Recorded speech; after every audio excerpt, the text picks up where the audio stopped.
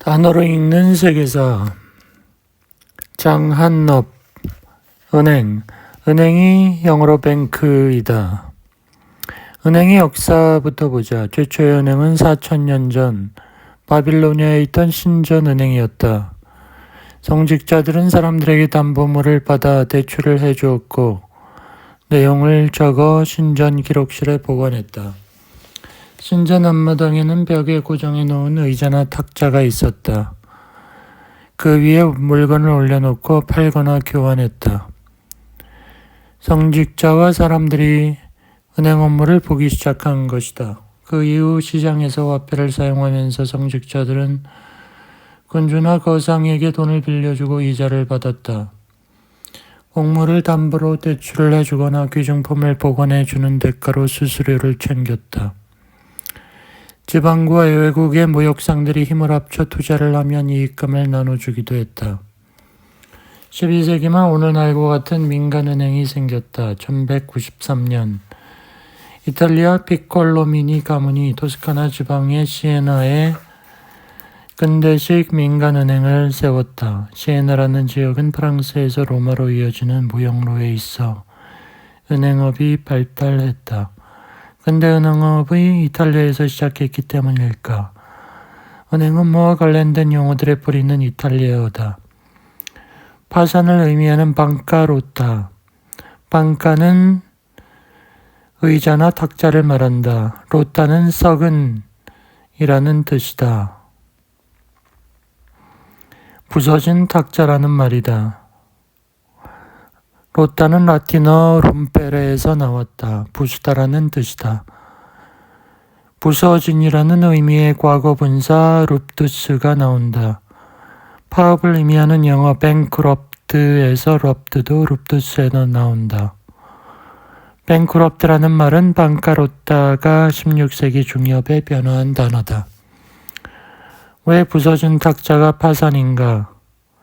당시 은행 업무를 보던 사람들 중 일부는 무리한 투자로 채무를 지급할 수 없는 상태에 빠졌다. 이 경우 그들은 업무를 보던 탁자를 부수어 자기의 상태를 나타낸 것이다. 알파벳. 기원전 1200년 무렵 중에는 해상활동을 활발히 펼치던 페니키아인들이 있었다. 그들은 지중해 전역에 영향을 끼쳤다. 그리스도 예외는 아니었다. 그리스인들, 문자 체계와 관련해 많은 영향을 받아 자신만의 문자를 만들 수 있었다. 예를 들어 자음만 있었던 페니키아 문자를 모음이 많은 그리스어에서 차용하기 위해 각 발음의 끝에 R을 붙여 알파와 베타라는 형태로 받아들였다. 그리스인들은 이 둘을 붙여 알파베토스라는 새로운 단어를 만들었다. 이 단어는 라틴어로 알파베툼이 되었고 16세기 영어로 알파벳이 되었다. 그러니 알파벳은 영어 A에 해당하는 알파와 영어 B에 해당하는 베타를 붙여 만든 말이다. 또 우리가 일반적으로 영어만 알파벳이라 생각하는 것과 달리 자음과 모음을 각각 별도의 글자로 분리해 쓰는 문자 체계를 알파벳이라 한다. 알파벳은 그리스를 통해 유럽에 퍼졌지만 그 수는 언어마다 다르다. 영어는 26개, 에스파니아어는 27개, 러시아어는 36개다.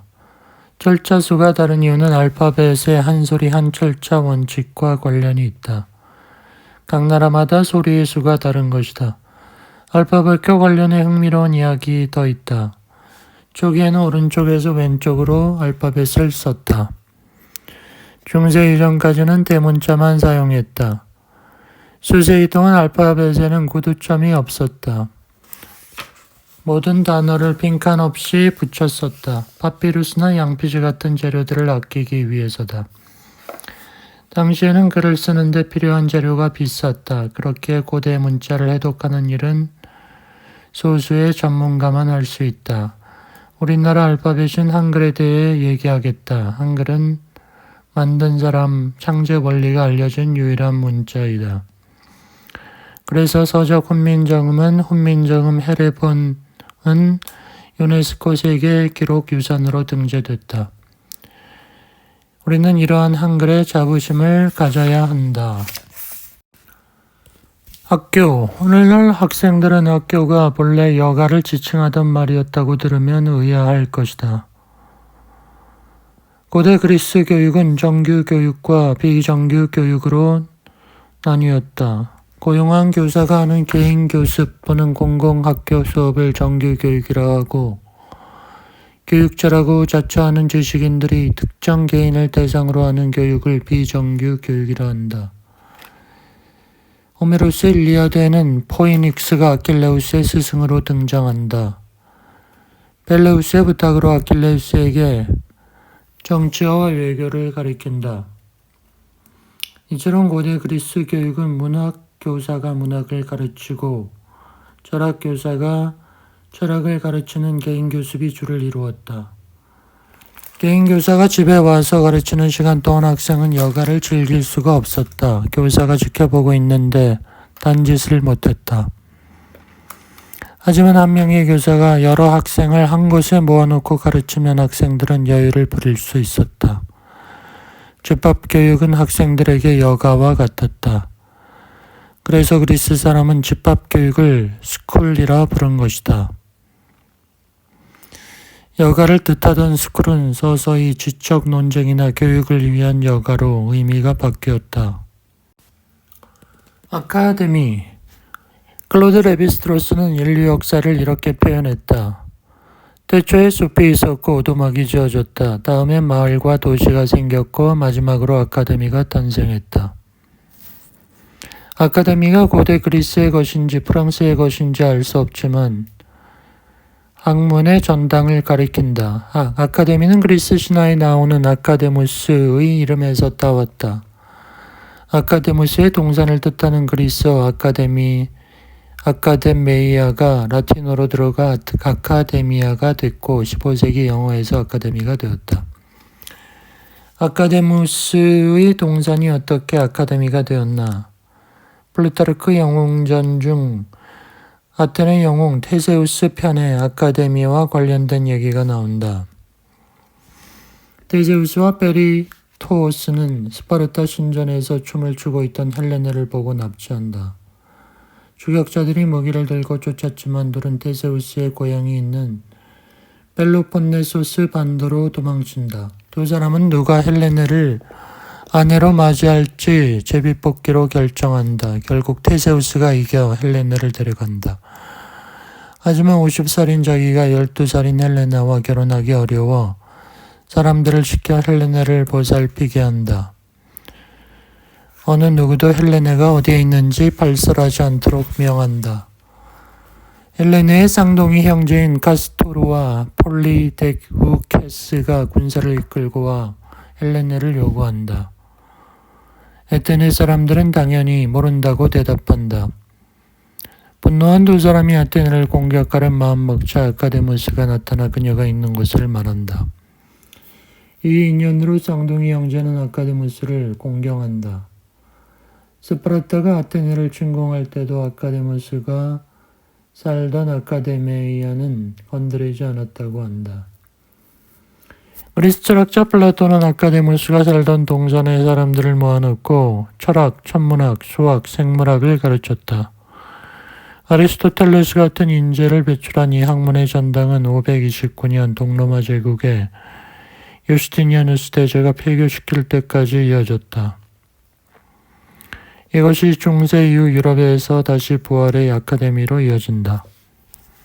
한국에서는 아카데미라는 말을 너무 가볍게 쓴다. 미술, 음악, 의상, 입시 등 분야를 가리지 않고 이 단어를 붙인다. 학원도 사람들을 모아 가르치는 기관이니 그렇게 말할 수 있지만 씁쓸한 느낌이 든다.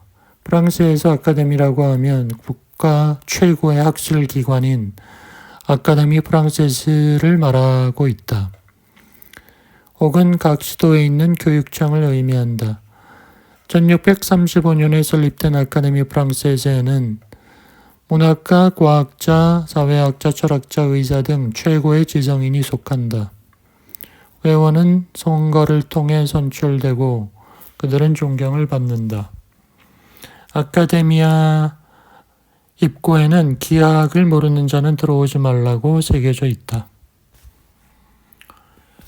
심포지엄은 한 주제에 대해 2사람 이상의 전문가가 의견을 나누고 참석자의 질문에 답하는 형식인 학술 토론을 말한다. 행사 후에는 보통 술을 마시고 친교 시간을 갖는데 이를 거북하게 생각하는 사람도 있을 것이다. 심포지엄의 본래 의미를 퇴색시킨다고.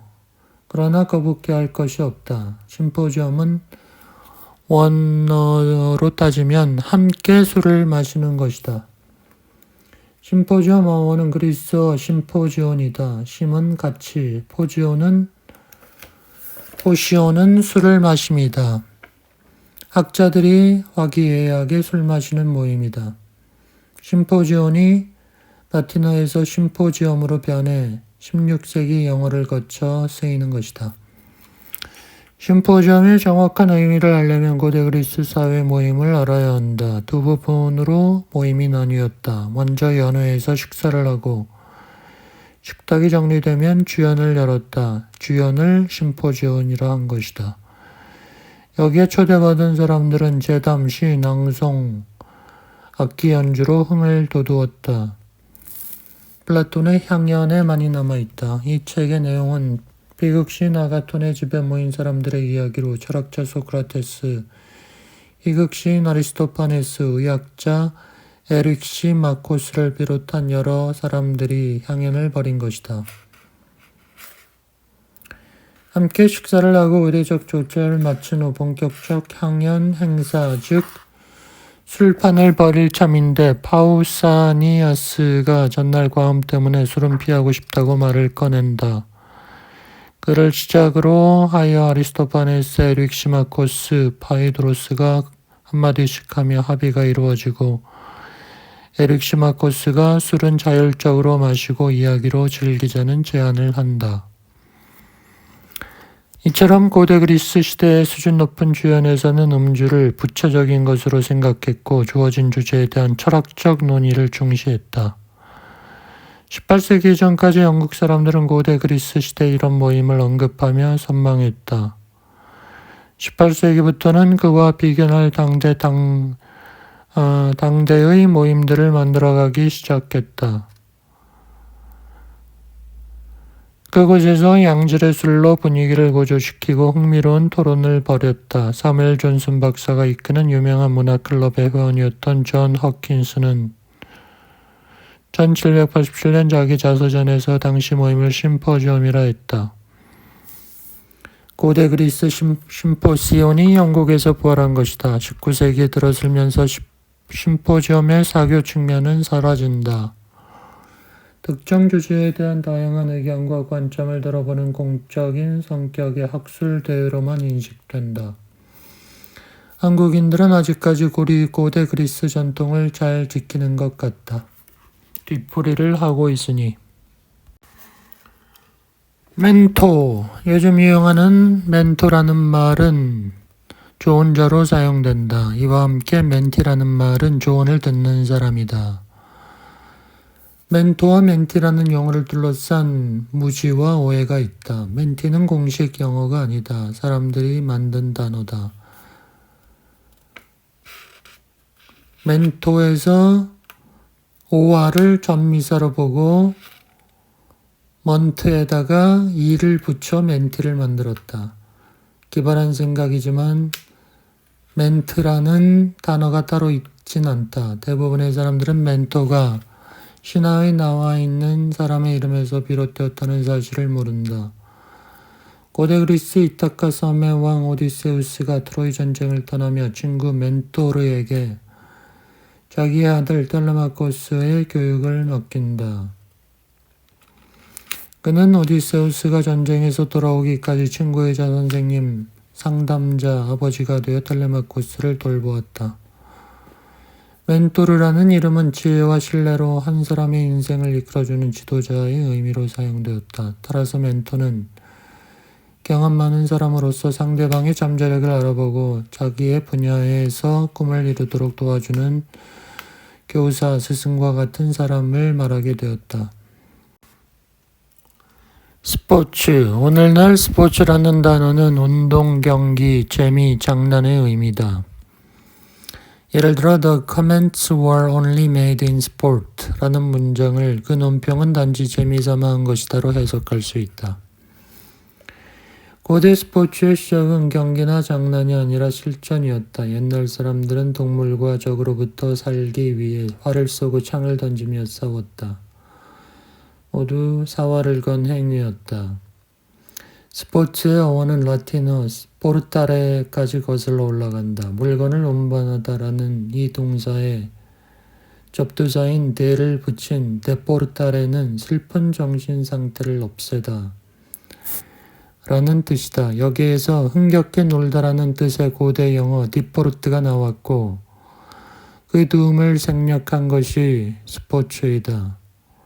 스포츠는 슬픈 정신 상태를 없애고 서로의 우애를 증진하려는 노력으로 탄생한 것으로 전쟁이나 싸움에서 유래한 각종 경기를 평화를 위한 경기로 바꾼 인류 전체가 이루어낸 업적이다. 스포츠 역사를 좀 더 살펴보자.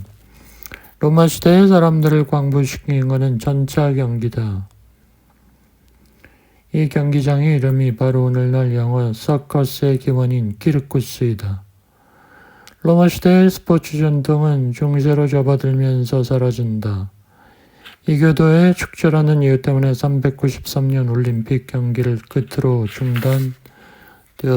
392년에 기독교를 국교로 공인하면서 스포츠는 유격을 일으키기 때문에 금지해야 한다고 주장한 것도 안목했다. 중세의 기사도가 부흥한다. 기사가 되려면 소년 시절부터 귀부인 밑에서 예의범절을 12살 무렵부터는 기사 밑에서 검술, 창술, 마술을 배워야 한다. 15살에는 기사 자귀를 받는다. 이때 왕 앞에서 조국을 사랑하고 용감하게 행동하며 신의를 중시하고 타인에게 관용을 베풀며 정의를 지킨다. 라고 서약해야 한다. 이 기사 서약이 근대올림픽 대회 선수 선서의 원형이다. 고대 올림픽 경기를 만든 나라가 그리스라면 근대올림픽 경기를 만든 나라는 영국이다.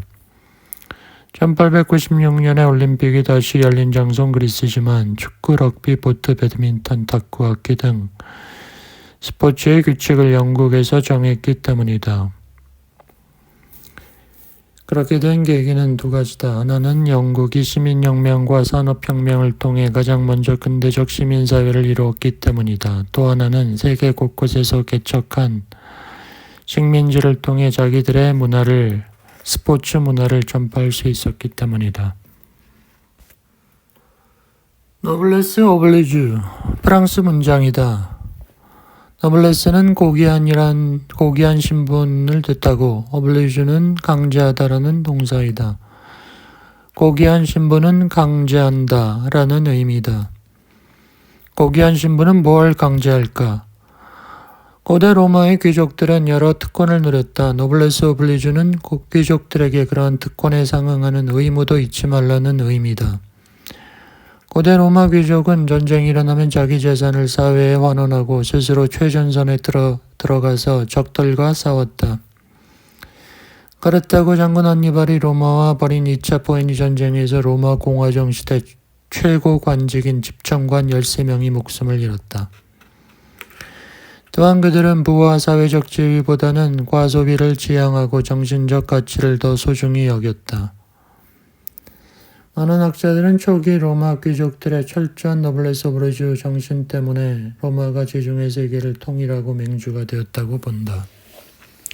지성을 뽐내던 그리스인, 발달한 기술을 자랑하던 에트루리아인, 해상무역으로 경제권을 장악하던 카르타고인을 제치고 천년 동안 제국을 유지할 수 있었던 비결이 이것이다.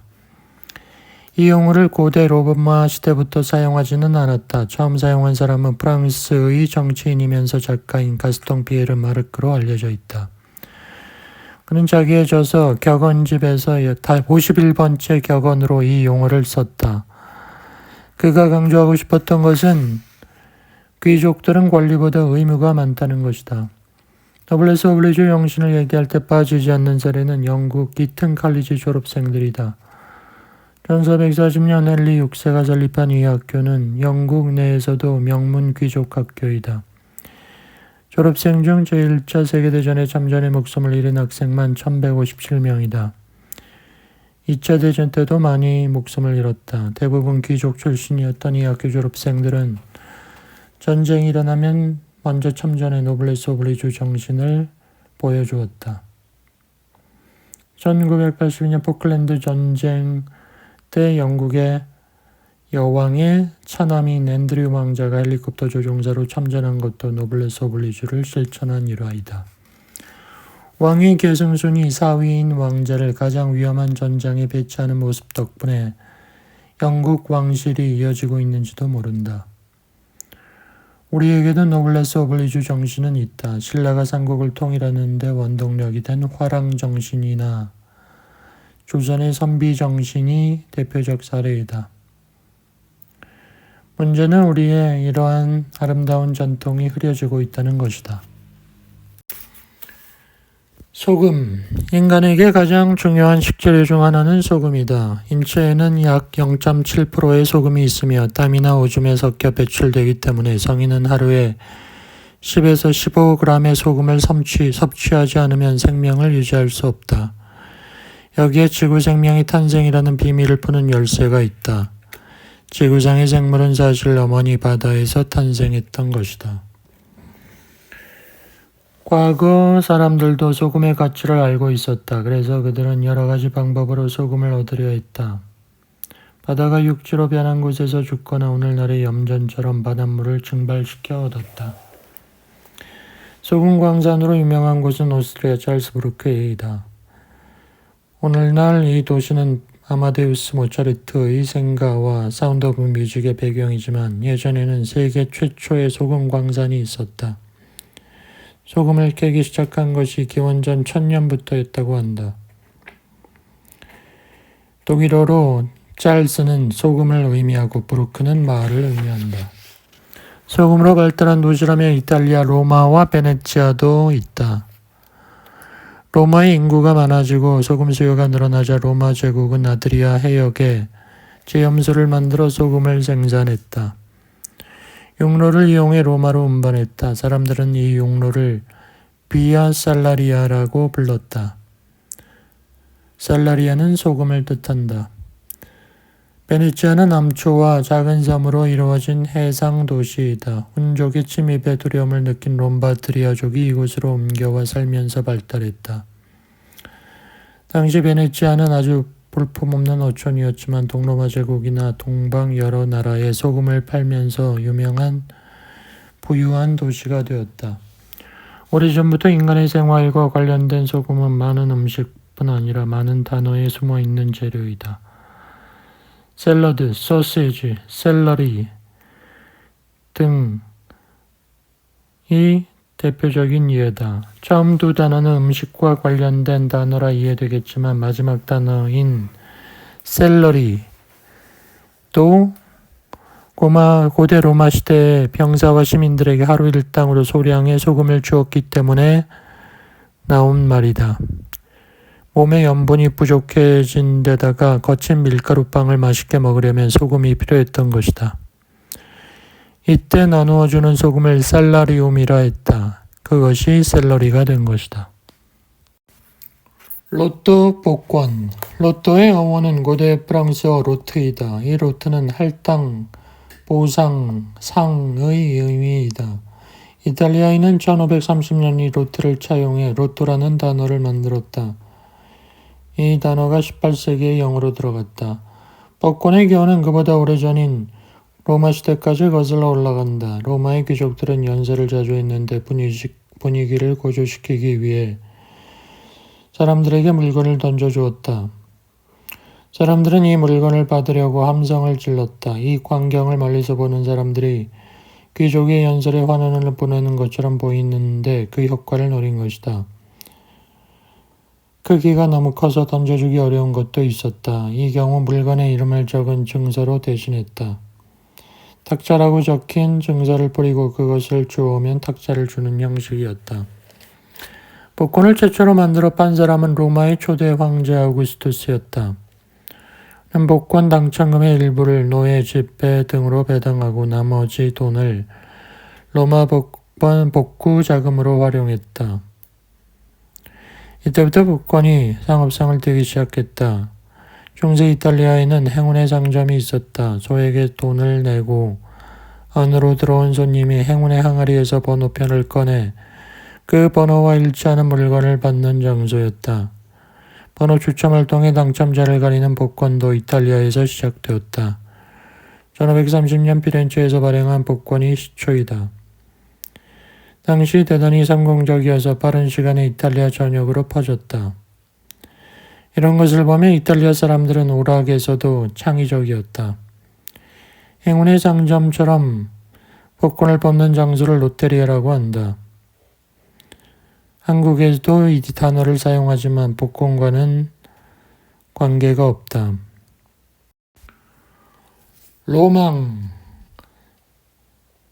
젊은이의 로망. 여자들의 로망에서 로망은 바람, 소망, 원하는 것이나 사람 등으로 쓰이는데 이건 잘못된 언어다. 로망에는 이런 의미가 없다. 로망과 로맨스는 문학사에서 중세에 나온 연애소설을 의미한다. 로망은 중세 프랑스 문학의 운문체 소설, 이야기, 장편 소설을, 로맨스는 연애 감정, 연애 소설을 말한다. 중세 프랑스 소설은 무용담과 연애 이야기이고 그러한 이야기는 어떤 사람을 원하는 감정과 관련이 있으니 지금과 같은 의미로도 볼 수 있겠지만 단어의 오용일 뿐이다. 로맨스 어원은 로마의라는 뜻의 라틴어 로마누스까지 거슬러 올라간다. 로마누스에서 로마니쿠스라는 형용사가 나오는데 의미는 로마 양식으로이다. 실루엣. 영어나 프랑스어 중에는 사람 이름에서 유래한 단어가 있다. 담배의 주성분 니코틴은 16세기 프랑스 외교관 장 니코의 성에 인을 붙여 만든 말이다. 프랑스 파리로 담배와 씨앗을 가져온 사람이 그이기 때문이다. 이외에도 간편식의 대명사 샌드위치는 18세기 영국 귀족 존 몬테규의 칭호인 샌드위치 4세에서 비롯되었고 거부, 파업을 의미하는 보이콧은 19세기 영국 소작 대리인 찰스 보이콧의 이름에서 유래했다. 서양에서는 자동차 이름도 대개 발명자 이름을 본떠 만들었다. 서양에는 개발자나 어떤 사건과 관련된 사람의 이름을 물건이나 사건에 붙인다. 사람 이름에서 유래한 또 하나의 단어는 실루엣이다. 18세기 프랑스 귀족 에티엔 드 실루엣의 이름에서 유래했다. 그의 긴축 재정과 관련이 있다. 당시에 오스트리아 왕위 계승 전쟁에서 독일 동부의 슐레지엔을 빼앗긴 오스트리아가 그곳을 되찾기 위해 프로이센과 7년 전쟁을 벌인다. 슐레지엔은 1759년 3월 재무장관으로 임명받아 7년 전쟁에 필요한 자금을 모으기 위해 긴축 정책을 단행했다. 하지만 이 전쟁은 귀족들 사이에서 호응을 얻지 못한다. 지나친 언행이 반감을 사기도 해서 그는 조롱의 대상이 되었다. 사람들은 우아하지 못한 의상, 조잡한 나무로 만든 담뱃갑, 흰색 바탕 위에 검은색 종이로 윤곽만 나타내는 초상화 등 보잘것없는 것은 모두 알라 실루엣식이라고 불렀다. 이 중에 흰색 바탕에 검은색 종이로 윤곽만 나타낸 초상화가 오늘날까지 그대로 남아 실루엣이라 불리게 된 것이다. 4개월이라는 짧은 재임 기간 때문에도 그는 조롱을 샀다. 실루엣은 파리 참사원 자리를 돈으로 샀고 그 뒤에 오를레안 공장 밑에서 일을 했다. 1759년 3월에는 국무위원과 재무장관으로 승진했지만 불과 4개월 만에 물러났다. 프랑스의 문학자이자 철학자 볼테르는 이렇게 썼다. 우리는 한 감독관을 알고 있는데 그에 대해서 우리가 알고 있는 것은 사제의 시 몇 구절을 산문으로 번역한 사람이라는 것이 전부다. 그는 독수리로 알려졌는데 불과 몇 달 만에 이 독수리는 거위 새끼로 변했다. 올들이 이 말은 실루엣의 4개월이라는 짧은 재임을 잘 요약하고 있다. 조롱도 포함되어 있다. 건축 재정 때문이 아니더라도 실루엣에 대한 여론이 좋지 못했던 것이다. 그림자 그림을 뜻하는 실루엣을 에티엔드 실루엣이 고안한 것처럼 알려져 있는데 이것은 사실이 아니다. 보이콧. 약자가 강자에게 저항하는 마지막 수단이 보이콧이다. 이 단어 기원은 1870년대이다. 1870년대 후반 영국에는 흉년으로 끼니를 거르는 사람이 많았다. 수천여 명의 농민이 세금을 낼 수 없었다. 많은 지주들은 세를 깎아주는 선처를 베풀었다. 아일랜드 북서부 메이오 주의 에른경은 예외였다. 그는 자신의 현지 관리인인 찰스 커닝햄 보이콧에게 세금을 내지 못하는 약 3,000명의 사람들을 봐주지 말라고 했다.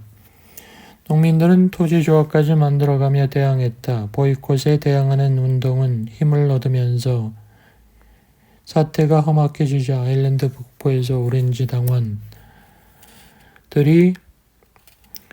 1795년 아일랜드 신교도가 조직한 비밀 결사 오렌지 당원들이 900명의 군인을 이끌고 메이어에게 들어와 남은 곡물을 수확하고 이 고립된 보이콧을 구출했다.